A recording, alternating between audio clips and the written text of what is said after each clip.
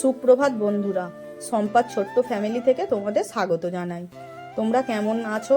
আশা করছি রাধা গোবিন্দের কৃপায় তোমরা ভালো আছো। আমি খুব একটা ভালো নেই জানো বন্ধুরা, আমার শরীর খুব খারাপ। আমি ওই জন্যে কতদিন ভিডিও দিতে পারিনি। মানে এতটাই শরীর খারাপ হয়েছিল যে নার্সিংহোমে পর্যন্ত আমাকে যেতে হয়েছিল। আর চলো এইসব গল্প পরে করব। দেখো সকাল সকাল উঠে সমস্ত কাজ করে এবারে আমি পুজোর ঘরে চলে এসেছি। সকাল সকাল পুজোটা করে নিলে মনটাও ভালো থাকে। আর পুজো করা হয়ে গেল মানে সংসারের হাফ কাজ হয়ে গেল। ঠাকুর সেবা দিয়ে দিলে না মনটাও খুব শান্তি লাগে। তাই আমি ঠাকুরটা আগে সকাল সকাল উঠে আমি স্নান করে পুজোটা আগে করে নিই। এই যে আমি এবারে চন্দন ঘষে নিচ্ছি। গোবিন্দর কপালে দেবো, সব ঠাকুরের কপালেই আমি চন্দনের ফোঁটা দিই। প্রত্যেক দিন যেরকম পুজো করি সেই রকমই আমি পুজো করি। এবারে গাছের ফুল সব জানোই তো, আমার গাছে অনেক ফুল। আমার একটা গাছ না বন্ধুরা মরে গেছে জানো তো, তোমাদেরকে দেখিয়েছিলাম একটা ভিডিওতে। খুব বড় বড় দুটো সাদা জবা ছিল। সেই গাছটা অতিরিক্ত বৃষ্টি হলো, বৃষ্টির কারণে মনে হচ্ছে রুট পচে গিয়ে মারা গেছে। তাই জন্য কালকেরে আমি বাজারে গেছিলাম, গিয়ে ফাঙ্গিসাইড এনেছি। ভালো ফাঙ্গিসাইডটা আমাকে গাছে দিতে হবে, না হলে না আমার গাছগুলো হয়তো মরে যাবে। আবার এই কালকের থেকে প্রচণ্ড বৃষ্টি শুরু হয়েছে। আর তোমাদের সঙ্গে গল্প করতে করতে দেখো আমার পুজোটাও আমি সেরে ফেললাম। এবার জানোই তো পুজো করার পরে টিফিন আছে, টিফিন করার পরে আবার রান্না জোগাড় করব, রান্না হবে, অনেক কাজ জানোই তো। সকাল সকাল উঠলে একটু কাজগুলো এগিয়ে যায়। দেখো আমার গোবিন্দকে আমি কি সুন্দর সাজিয়েছি। ওই সাদা সাদা ছোট ছোট ফুলগুলো কি ফুল জানো তো? ওগুলো হচ্ছে কুন্দ ফুল।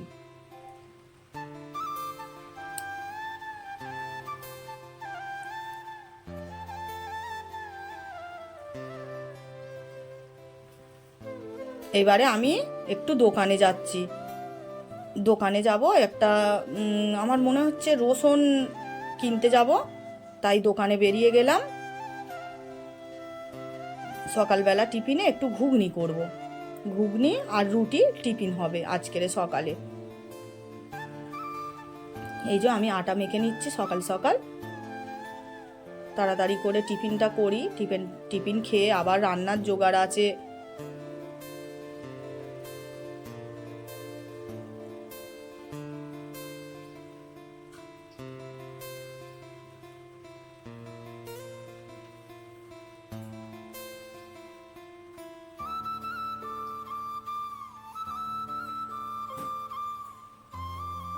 রুটিটা হয়ে গেল, এবার আমি ঘুগনি বসিয়ে দিয়েছি।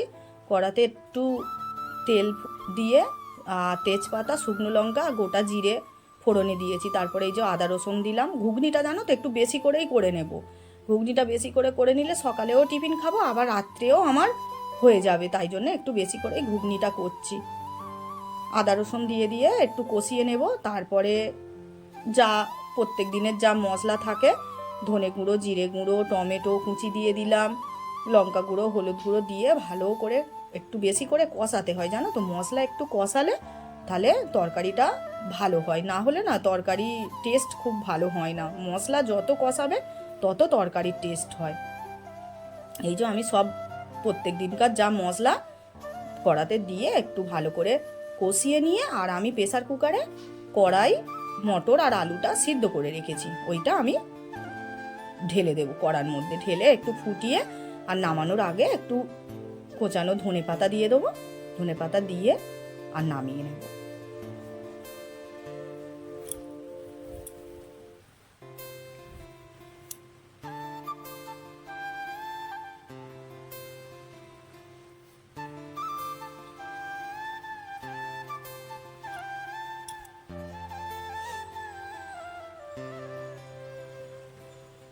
এই যে আবার পাড়াতে একজন সবজি বিক্রি করতে এসেছিলো জানো তো।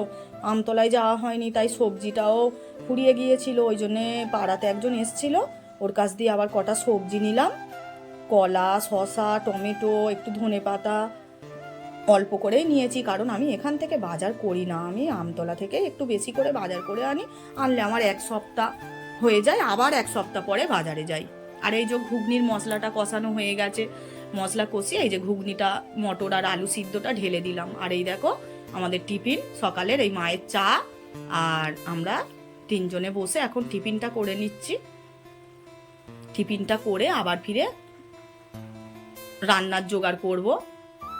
এই যে টিফিন করে টিফিনের বাসনগুলো আগে মেজে নিই, জানো তো, টিফিনের বাসন মেজে নিলাম, তারপরে রান্নাঘরটাও পরিষ্কার করে নিলাম সুন্দর একদম। না হলে আটার গুঁড়ো আরও পড়ে থাকলে গ্যাসের উপরে কেমন দেখতে লাগে, ভালো লাগে না। আর আমি বাসন মেজে এখানে সব জল ঝাড়তে দিয়েছি। এই জলগুলো ঝাড়া হয়ে গেলে তারপরে আমি আবার গুছিয়ে রাখবো। আর সরাসরি তোমাদের কাছে একদম রান্নার এতে চলে এলাম। এই যে আজকের আমি করব কাঁচকলা, পেঁপে, আলু আর কুলপো শাক দিয়ে কুলেখাড়া, তোমরা যেটাকে কুলেখাড়া বলো, কুলেখাড়া দিয়ে পাতলা করে মাছের ঝোল। আর কুমড়ো একটু নিয়েছিলাম ওই সবজিওয়ালার কাছ থেকে, কুমড়ো আলু ভাতে দেবো। কুমড়ো আলু ভাতে বলতে ওই সিদ্ধ। আর এখানে যা মশলা, ধনে, জিরে, আদা বাটা দিয়ে ঝোলটাকে করছি। এই যে কুলেখাড়া শাক ভালো করে পরিষ্কার করে ধুয়ে এনে রেখে দিয়েছি। এই শাকগুলো আমাদের এই পাশের বাড়ির একটা মাসিমা আছে, উনি তুলে তুলে বিক্রি করে। আমরা নিই, 5 টাকা করে আঁটি নেয়, জানো তো, খুব ভালো। আর আমার শরীরেও একটু রক্তের প্রয়োজন আছে, তোমাদেরকে আমি সব বলবো, আমার কি হয়েছে না হয়েছে আমি সব বলবো তোমাদেরকে। তারপরে ঝোলটা হয়ে গেল, আমি ঝোলটা ঢেলে রেখে আর একটু কড়াতে তেল দিয়ে 5 ফোড়ন দিলাম আর তেজপাতা দিলাম, দিয়ে ঝোলটা ফোড়ন দিলাম। এরম ফোড়নের ঝোল নয়, খুব ভালো লাগে, তোমরা খেয়ে দেখবে, খুব সুন্দর হয় ফোড়নের ঝোল। আর আমি প্রথমে তরকারিগুলো করে নিই, লাস্টে আমি ভাত বসাই। লাস্টে ভাত গুড় করে আগুনে হলো, আর আমরা এদিকে অন্য কাজ, বাসন মাজা, এইগুলো করে নিই। সব হয়ে গেল, এইবারে আমরা খেতে বসে গেছি দুপুরের খাবার। এই যে কুমড়ো আলুটা দেখলে কাঁচা লঙ্কা দিয়ে আর তেল নুন দিয়ে, সর্ষের তেল আর নুন দিয়ে মাখলাম।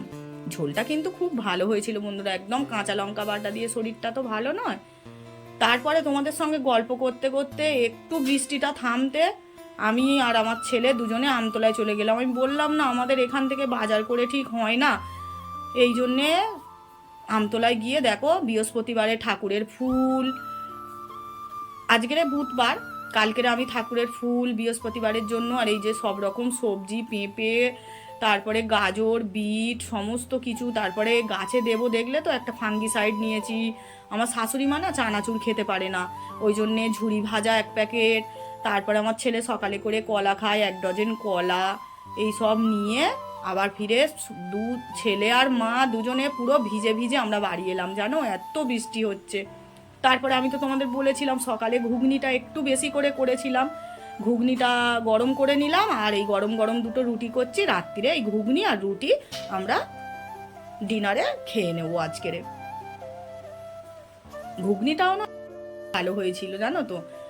আমি সাধারণভাবেই করি, খুব বেশি করে করি না। আর ছেলেকে একটা ডিম ভেজে দিয়েছিলাম, ডিমের ভাজা বলতে ওই পোজ মতো করতে গিয়ে এরকম হয়ে গেছে, ওই ডিম ভাজা খেয়ে নিল। তা আজকের ব্লগটা কেমন লাগলো তোমরা বলো।